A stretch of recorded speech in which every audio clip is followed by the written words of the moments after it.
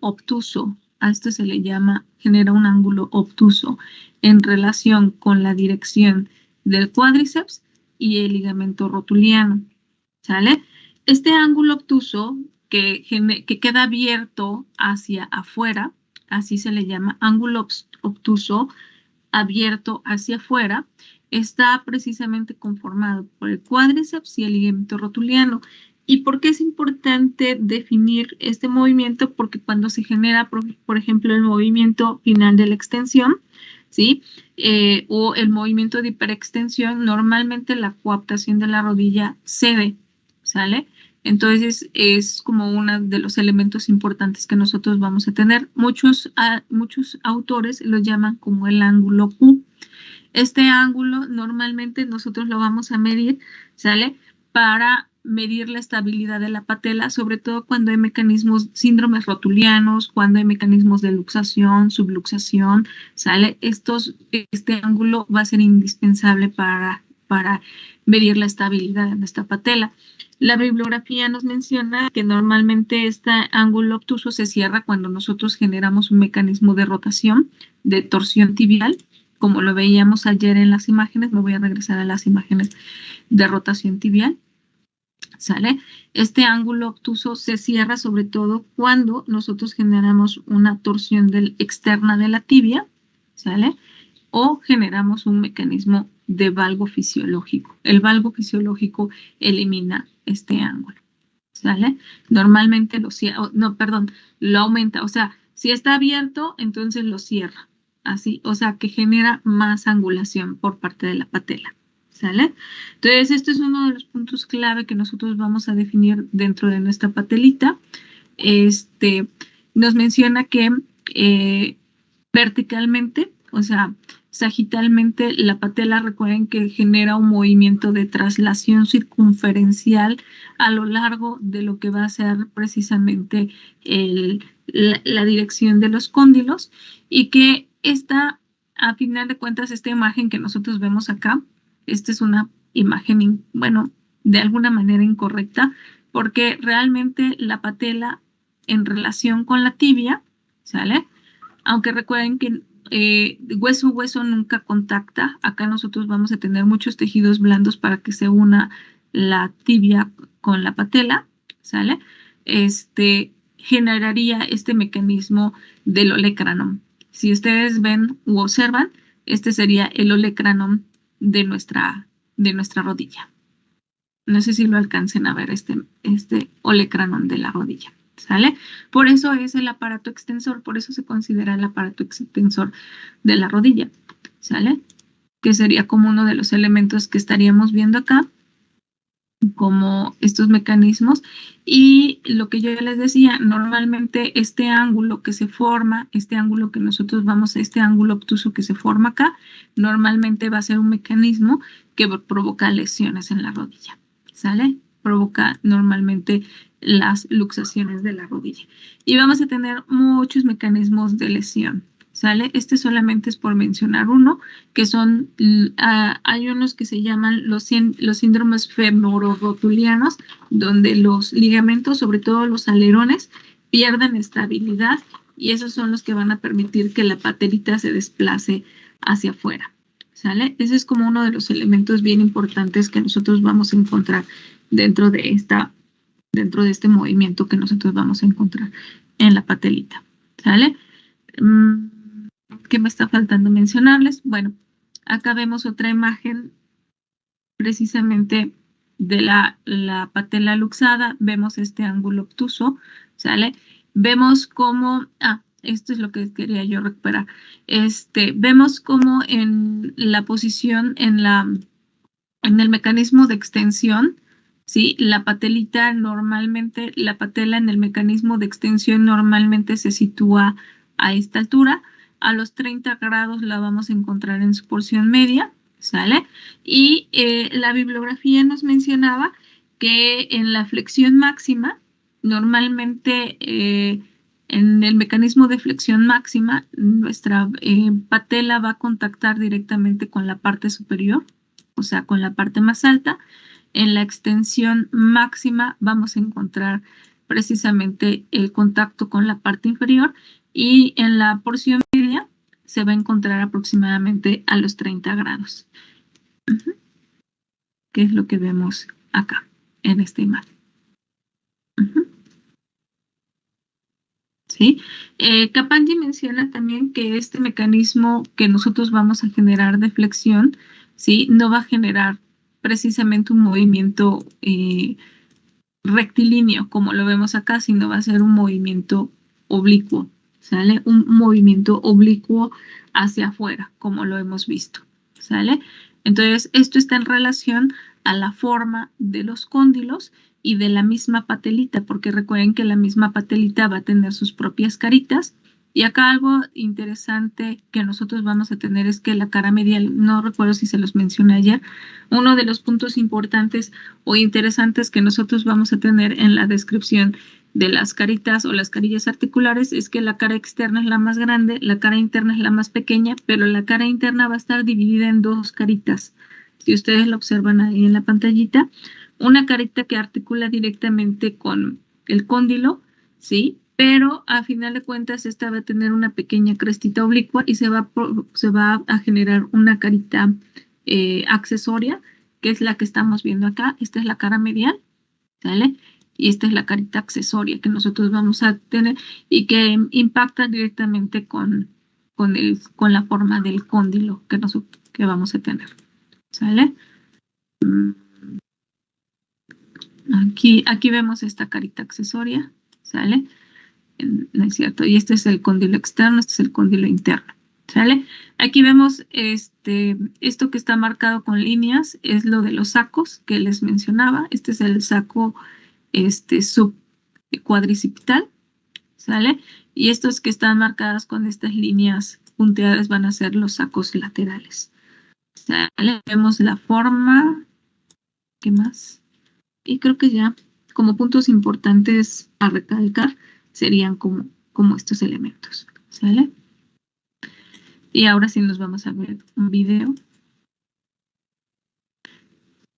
Ya. Y de los mecanismos de rotación, recuerden que en los mecanismos de rotación yo les decía que los mecanismos de rotación yo los simulaba con una tapadera. Ustedes cada vez que abran una tapadera ubiquen a la tibia con el fémur. Entonces, cuando nosotros tenemos un mecanismo de rotación interna, recuerden que el fémur rota hacia afuera, por lo tanto, empuja a la patelita, ¿sí? La empuja, la desplaza hacia abajo y hacia la empuja hacia afuera, que sería como este mecanismo que nosotros vamos a tener. Recuerden que acá está nuestra patelita. Cuando cuando la tibia rota internamente, que sería como esta primera imagen que nosotros vamos a ver acá, ¿sale? Entonces el fémur rota en sentido contrario, por lo tanto empuja mi patela, pero cuando nosotros observamos qué pasa con el ligamento rotuliano recuerden que se une a la tibia y la tibia es la que está rotando internamente, entonces el ligamento gira ligeramente a nuestra patelita para que vea hacia abajo y hacia adentro. Entonces es un movimiento complejo. De hecho, estas posiciones Kapandi las menciona como estas posiciones como de inestabilidad que nosotros vamos a tener y que normalmente estas son las que nos van a establecer algo que nosotros definimos como los síndromes rotulianos. Y en la rotación externa, pues sucede lo contrario. En la rotación externa, el cóndilo, el fémur rota hacia adentro, por lo tanto empuja nuestra patelita hacia adentro, pero el mismo ligamento rotuliano la va a dirigir hacia abajo y hacia afuera. ¿Vale? Son los elementos que nosotros, desde una posición normal, nuestra patelita, recuerden que no va a tener una posición rectilínea, ¿sale? Sino que normalmente desde una posición normal, el ligamento va a traccionar a nuestra patelita, ¿sí? Hacia abajo y hacia afuera. Fanny, habías levantado la mano. Sí, por favor, ¿podría volver a repetir cómo pasa la rotación externa? Sí, la rotación externa, el fémur rota internamente, por lo tanto desplaza nuestra patela internamente, pero el ligamento rotuliano la tracciona hacia abajo y hacia afuera. Gracias. ¿Sale? Entonces, yo les decía que esto es bien difícil como de entender, ¿sale? así con una explicación y una imagen, yo les diría que normalmente utilicen sus modelos, o sea, si pueden acceder, si no, por eso les puse a construir modelos, porque es la única forma en la que nosotros entendemos el movimiento. Recuerden que yo les decía que acá el fémur, sí, unido a la patela, lo voy a poner en primer plano, unido a el fémur unido a la tibia, va a generar estos mecanismos de rotación, ¿sale? Va a generar estos mecanismos de rotación y recuerden que la rotación normalmente se va a medir por la tibia. Entonces, cuando la tibia rota externamente, ahí lo ven ustedes claramente, el fémur se desplaza hacia adentro. Por lo tanto, el cóndilo externo avanza hacia adelante mientras que el cóndilo externo de la tibia se desplaza hacia atrás. Y no sé si lo alcancen a ver ahí. Ahí lo estoy haciendo como muy exagerado. Ahí está la posición normal. ¿Sale? Rotación. Si lo alcanzan a ver, ustedes me indican, por qué. Regreso. ¿Sí? Vale. Ahí está. Muy bien. Si yo hago esta es una rotación externa. Ahora vamos a hacer una rotación interna. Entonces, en la rotación interna sucede lo contrario, ¿no? Mientras el cóndilo, observen, el fémur rota hacia afuera, mientras la tibia rota hacia adentro, ¿sale? Y acá vamos a tener el avance del cóndilo interno hacia adelante y el avance del cóndilo interno de la tibia hacia atrás. Pero recuerden que este movimiento es menor porque choca directamente con la eminencia intercondilia. Y ahí vemos el choque, miren. Ahí se ve el choque mecánicamente. Por lo tanto, al estar la patelita impactada acá, aquí está mi patelita impactada, ¿sale? Acá la vamos a encontrar en esta posición media. Al tener un ligamento que une, no sé dónde quedó mi liguita, pero al tener un ligamento que une a la meseta tibial, sí, o la tuberosidad tibial con el vértice, pues obviamente se va a ver influenciada tanto por el fémur como por el ligamento, ¿sale? Entonces aquí vemos varios mecanismos de dislocación, ¿sale? Vemos varios mecanismos, veíamos la famosa tríada de O'Donoghue que tuvo Gerald Piquet, ¿no? Que es como uno de los mecanismos más frecuentes. Acá están los síndromes patelares.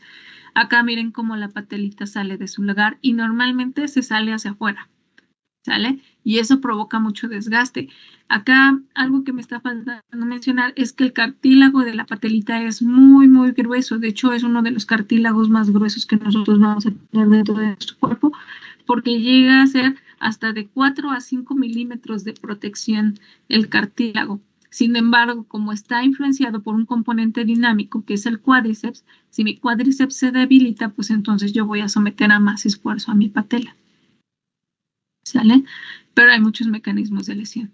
¿Vale? Entonces, déjenme, me voy a regresar a la imagen. Ahora sí vamos a ver el video. Déjenme incluirles el audio. Está en inglés, pero de todos modos, este es muy cortito. ¿Sale? Ustedes vean sobre todo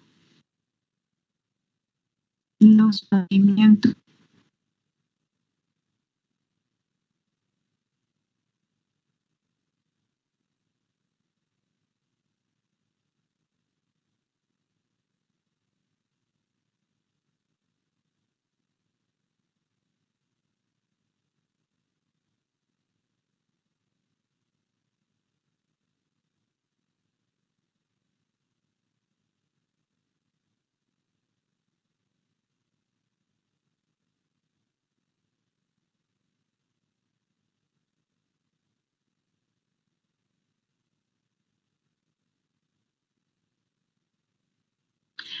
Acá lo que quiero que observen muy detenidamente es que están viendo cómo cambian los cóndilos.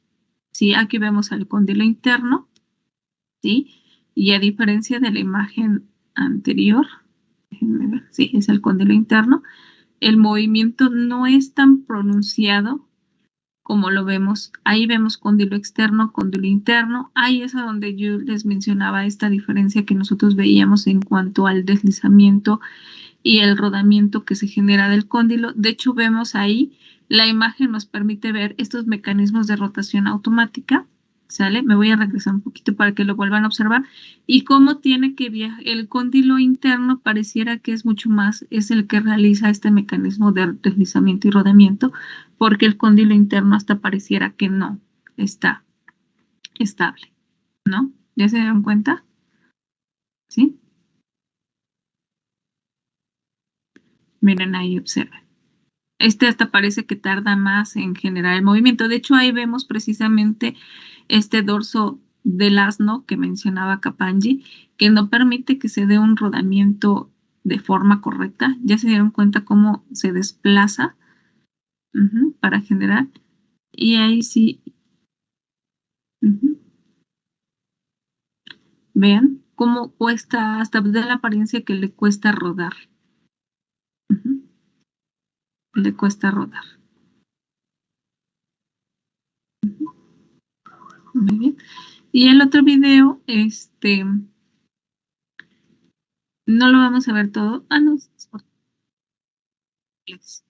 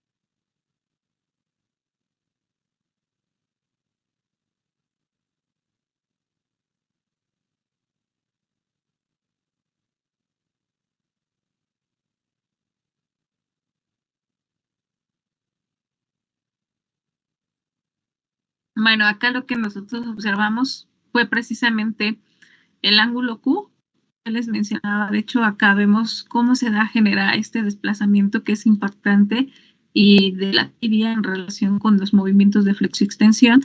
Creo que fue bastante claro cómo sobresale la tibia cuando se da el mecanismo de extensión. Jessie. Profe, yo no pude ver nada porque no se reprodujo el video. Bueno, no sé si solo fui yo. No sé si fue, bueno, no seas mal. Entonces, miren, les comparto los videos en el canal de Teams para que puedan verlos, ¿les parece? Y los puedan analizar. Pero bueno, a mí me encanta porque se ve como, miren, este movimiento de desplazamiento de la patela, me gusta muchísimo cómo se visualiza precisamente cómo se genera desde que se encuentra en su posición más alta que es la extensión total de la patela, hasta cómo va descendiendo cuando se genera el movimiento de flexión. ¿Sale? Muy bien. Entonces, dejo de compartir. Les comparto ahorita en unos minutitos los videos, ¿sale? Para que los tengan y los analicen. Y pues ya, al final de cuentas, con esto terminamos la parte de la cinemática, la artrocinemática, ¿sí? De la rodilla, y ahorita ya vamos a empezar a analizar la cinética de los tejidos blandos.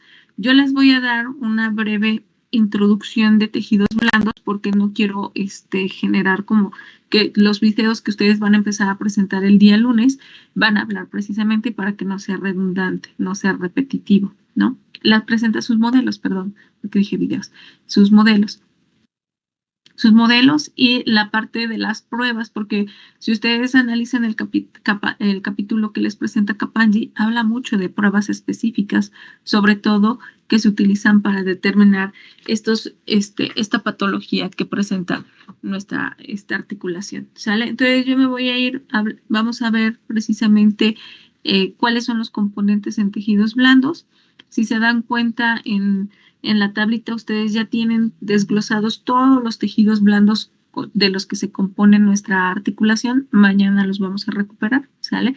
Vamos a hablar de la estabilidad transversa y longitudinal de nuestra articulación y muy probablemente el jueves empecemos a ver ya la parte de músculos para que el lunes ya estemos viendo tejidos blandos ya como tal, ¿vale?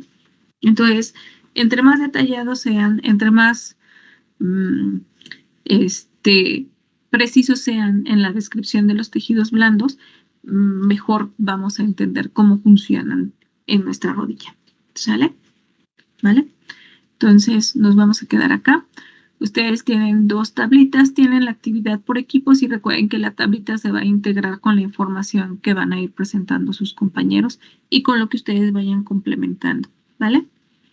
¿Sale? Sí, profe. Bueno. Vale, entonces ahorita les comparto, ¿sí, Jessie? No, profe, no. Perdón. Entonces, bueno, entonces ahorita les comparto los videos y vayan integrando esta información. Vayan trabajando en equipo, ¿vale? ¿Vale? Buen día, que estén muy bien.